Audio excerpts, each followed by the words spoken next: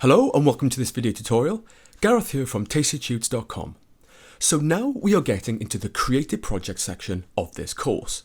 In the previous 23 episodes, I introduced you to Photoshop, showcased some handy tips, and we practiced some essential tools and techniques. Now it's time to take all that we have learned to create a project from scratch.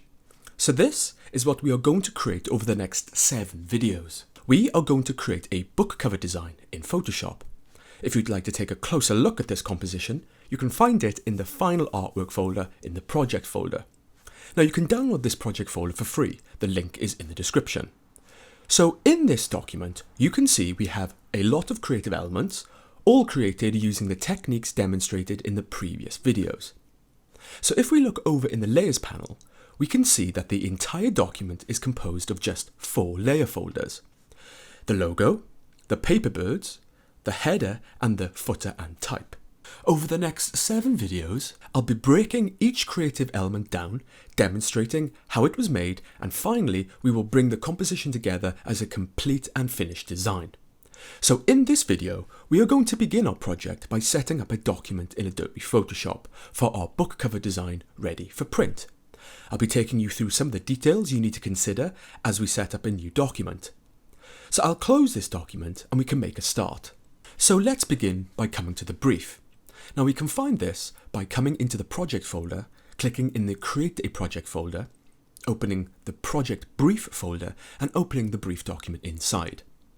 So in the dimensions specification, we can see that we need to design the book cover to the dimension of 150 by 230 millimeters with a bleed of 3 millimeters.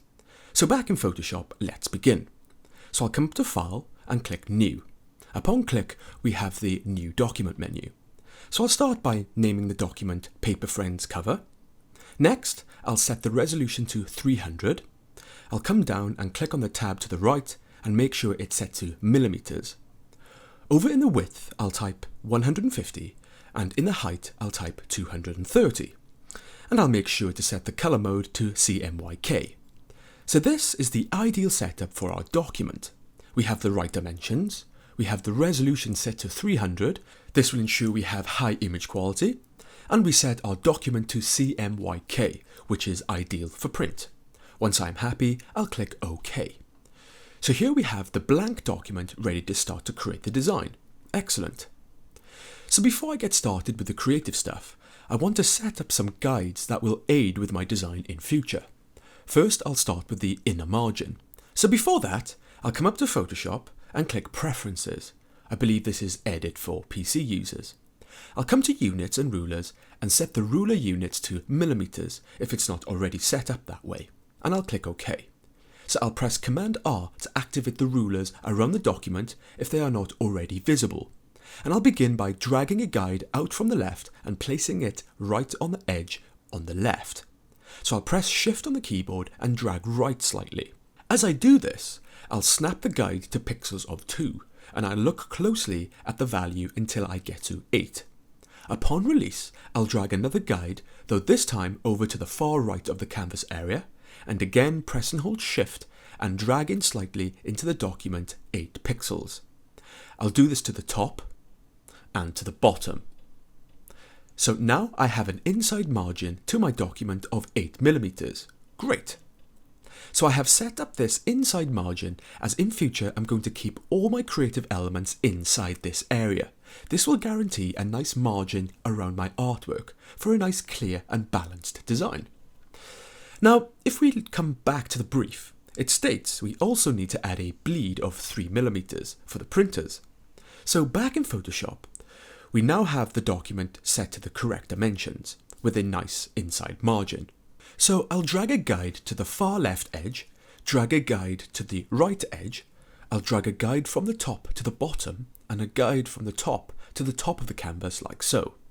So now I have guides effectively all the way around the outside of the document. Now I'm going to come up to Image and scroll down to Canvas Size. Now upon click, we can see the dimensions of the current canvas area approximately 150 by 230. So I'll now add 3 millimeters on both the width and the height. So now it's 153 by 233, and I'll click OK. And now I have effectively increased the size of the canvas area. Now if we zoom in here, we can now see that we have the bleed area.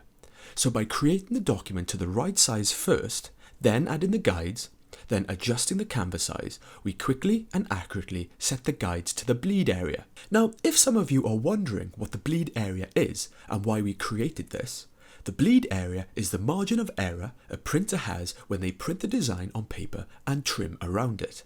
In this case, we are creating a book cover design, which will be placed into a desktop publishing program with the rest of the book. This bleed will allow for flexibility inside the publishing program. Now, depending on the printer and the requirements, bleed can vary from 3mm upwards. So next, I'll come into the layers panel.